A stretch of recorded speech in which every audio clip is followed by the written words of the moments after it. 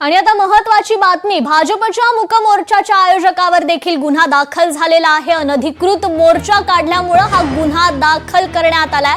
बेकायदेशीर जमाव जमवल्या प्रकरणी आणि आदेशाचं उल्लंघन केल्या प्रकरणी आता हा गुन्हा दाखल करण्यात आलेला आहे। काल खरं तर सत्याचा मोर्चा झाला, त्या मोर्चाच्या आयोजकांवर देखील गुन्हा दाखल झालेला आहे आणि आता भाजपच्या मूक मोर्चाच्या आयोजकावरही हा गुन्हा दाखल झालाय।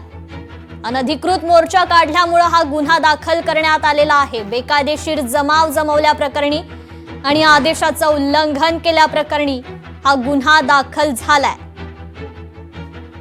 तर काल मविया आणि मनसेचा सत्याचा मोर्चा होता, त्या मोर्चाच्या आयोजकांवर देखील गुन्हा दाखल झाला, तर भाजपच्या मूक मोर्चाच्या आयोजकावर देखील गुन्हा दाखल झालाय। लोकशाही मराठी ऐका, पहा, जागरूक रहा।